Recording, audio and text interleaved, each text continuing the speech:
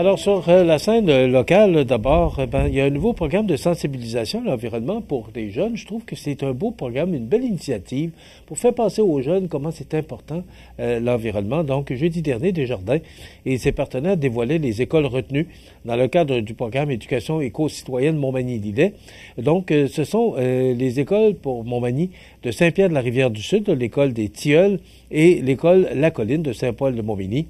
L'école de Saint-Pierre ont un projet de serre et l'école de Saint-Paul, c'est une mise en place de bacs agroalimentaires. Il y a des écoles maintenant du côté de Lillet, dont l'école Orée-des-Bois de Sainte-Louise qui aménagera une classe verte, de même que l'école de la marée montante de Saint-Roch-des-Aunais et l'école Saint-Joseph de Saint-Pamphile qui construiront respectivement une serre. Donc, ces projets, conçus pour répondre aux besoins et réalités de chacun des milieux scolaires sélectionnés, permettront non seulement d'encourager l'autonomie et l'esprit d'initiative des jeunes, mais également de favoriser des périodes d'apprentissage à l'extérieur grâce à des ateliers et animations. Donc, la mise en œuvre de ce programme s'inscrit dans une vision éducative qui dépasse les murs de la salle de classe, car en intégrant des projets concrets comme des serres, des classes vertes, des ateliers ou des bacs agroalimentaires, les élèves développeront des outils afin de faire face aux enjeux environnementaux et seront ainsi en mesure d'agir dès aujourd'hui pour un avenir plus durable. Donc, ce programme Éducation éco-citoyenne Montmagny-Lillet, c'est le fruit d'une précieuse collaboration avec Desjardins, partenaire principal du projet, le Fonds Jeunesse Environnement Innovation, la Fondation Richelieu-Montmagny, le Semoir Arbre Évolution ainsi que les MRC de Montmagny et de Lillet. Également, le tout premier plan Mobilité active 2024-2031 qui vise à guider le développement du transport actif sur le territoire de Montmagny qui a été adopté à la séance du conseil municipal du 9 décembre dernier. Donc, fruit d'une vaste démarche de consultation, d'analyse amorcée en 2022 par la Ville en collaboration avec la MRC de Montmagny et l'organisme Mobilité. Alors, ça s'écrit Mobili, trait d'union, T. C'est en réponse aux enjeux que représentent les changements climatiques et dans le but de rendre la ville plus confortable et surtout pour améliorer la qualité de vie des citoyens que la ville a travaillé à mettre sur pied cet outil. Afin de bien traduire la réalité et les préoccupations des Manouantois en matière de déplacement actif, des citoyens ainsi que des représentants de groupes sociaux, d'organismes communautaires, de commerçants et d'entreprises ont été invités à participer à sondage, des entrevues ciblées, des groupes de discussion grand public. Il en ressort que la mobilité active est perçue par la population comme une manière d'améliorer l'environnement, de valoriser la santé durable et les saines habitudes de vie, de tenir compte des plus vulnérables, de même que de favoriser le développement économique local et le tourisme. Donc, la démarche aura aussi permis de définir 4 orientations comportant chacune 3 objectifs, ainsi que diverses actions prévues pour les atteindre. 1. Assurer la sécurité et le confort des déplacements actifs. 2. Tenir compte des enjeux d'équité sociale. 3. Développer et consolider des milieux de vie accessibles. Et 4. Mettre en valeur les milieux naturels et historiques. Donc, un déplacement actif peut être récréatif ou utilitaire et implique qu'une personne utilise sa force motrice pour se rendre du point A au point B en marchant, en courant, en roulant en vélo, à trottinette, en skiant et plusieurs autres. Et une belle soirée qui avait lieu, ça s'appelle Du talent à revendre. Donc, c'était la 2e édition. Ça se déroulait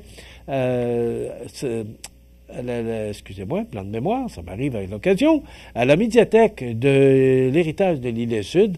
C'est tellement beau, c'est tellement un bel édifice. Il y avait 150 personnes, dont un jury composé de 3 femmes, là, qui ont pu apprécier les performances des participants et évaluer chacun des numéros présents. Donc, Isabelle Antil, Marie-Lise Pelletier et Mélanie Bélanger étaient membres du jury.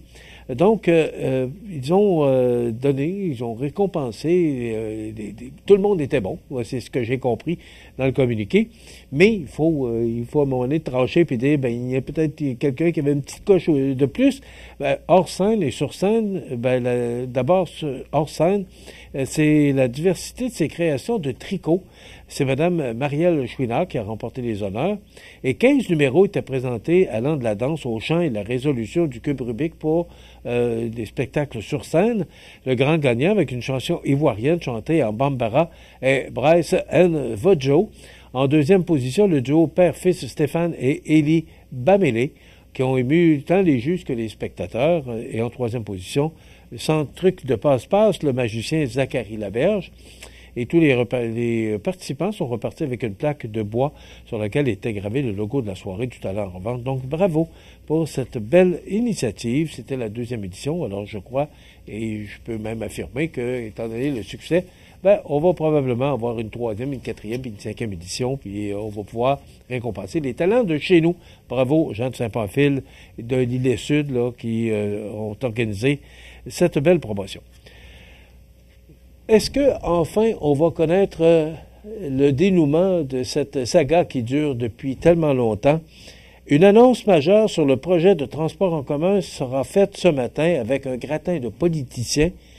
Le tramway s'appellerait, moi je veux dire s'appellerait. Dans le Journal de Québec ce matin, on dit s'appellera, probablement et assurément que les journalistes ont vérifié leurs sources, mais le tramway s'appellerait Tram-Cité. Donc, la Ville de Québec, le ministère des Transports et la Caisse de dépôt et placement du Québec feront une annonce majeure ce matin en rapport avec le projet.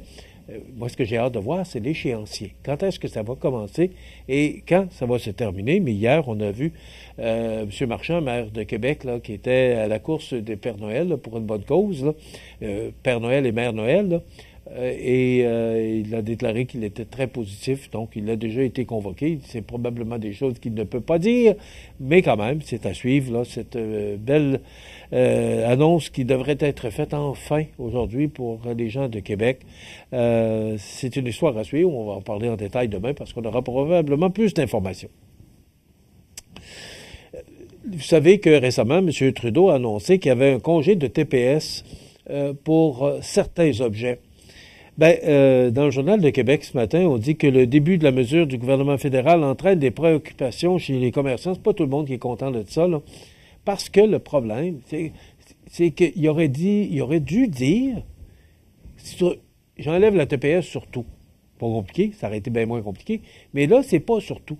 C'est les boissons alcoolisées avec tel pourcentage. En tout cas, il y a des jouets pour les enfants. Donc, l'entrée en vigueur là, du congé de TPS sur de nombreux produits cause bien des maux de tête chez des commerçants québécois qui ne sont dédommagés que par un timide engouement des clients jusqu'ici. Parce que le problème, c'est que c'est pas sur tous les produits. Alors, il faut savoir et connaître les produits pour pouvoir en bénéficier. C'est une mesure du gouvernement fédéral qui pourrait coûter jusqu'à 2,7 milliards de dollars à l'État, qui prendra fin le 15 février. Et justement, aujourd'hui, Mme Chrystia Freeland qui fera un rapport là, sur la situation économique et sur le budget. Alors, c'est une mise à jour que Mme Freeland va faire aujourd'hui. Et attendez-vous, du moins, c'est ce que on nous informe, là, c'est qu'on dépasserait, je vais le dire au conditionnel, parce que j'espère que c'est pas le cas, mais on dépasserait les 40 milliards de déficit qui sont annoncés là, pour la fin du mois de 31 mars 2025. Alors, c'est ce que Mme Freeland tend à nous annoncer en fin d'après-midi aujourd'hui, donc à 16h cet après-midi, Mme Freeland là, qui fera une mise à jour là, du budget fédéral. Et avec cette annonce-là de 2,7 milliards que cette histoire, là, ce congé de TPS pourrait être engendré, c'est un autre déficit. Et le chèque de 250 $ que vous deviez recevoir d'ici le mois d'avril, il semblerait qu'il ne soit pas dans la mise à jour économique de Mme Freeland cet après-midi.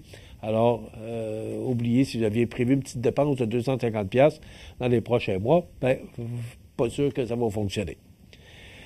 Il y a un sondage, vous entendez parler de Lyon électrique et vous entendez parler de Nordvolt. Il y a un sondage ce matin qui a été publié dans le Journal de Québec qui mentionne là, que opinion sur le soutien gouvernemental accru de Lyon électrique et Nordvolt. Actuellement, ces deux entreprises sont en difficulté financière. Selon vous, dans le sondage ce matin du Journal de Québec, sondage léger, bien sûr. Est-ce que le gouvernement du Québec doit continuer à soutenir financièrement ces entreprises? On dit à 52 % non, et à 23 % oui, et à 25 % NSP, là, ne pas savoir, ne pas savoir probablement, là, et refus à 25 %. Également, à la question posée, le risque doit-il reposer sur le gouvernement ou sur les entreprises? on dit que le risque devrait reposer. C'est aux entreprises de prendre des risques à 46 %. Il est normal que le gouvernement soutienne les entreprises dans de nouveaux secteurs d'activité à 37 %. Il ne sait pas à 17, là. Lion Électrique et Nordvolt sont deux entreprises qui œuvrent dans l'électrification des transports. Selon vous, est-ce que le gouvernement du Québec a raison ou pas de soutenir ces entreprises? Le gouvernement a raison de soutenir Lion à 30 %. Le gouvernement a raison de soutenir Nordvolt à 22 %. Le gouvernement n'a pas raison de soutenir aucune de ces compagnies à 37 %. Donc, je pense que ça donne l'image un peu que, oui, il faut soutenir, mais je pense qu'à un moment donné, il faut mettre un terme à ça. Il y a un investisseur là, qui dit que si on ne soutient pas l'entreprise Lion, les autobus scolaires électriques vont venir d'ailleurs. Alors, c'est sûr que c'est une grosse décision à prendre. Demain, on reçoit Louis Lachance qui vient nous parler d'un gros show le 31 décembre à Place Montel en collaboration avec CBA TV. Bonne journée.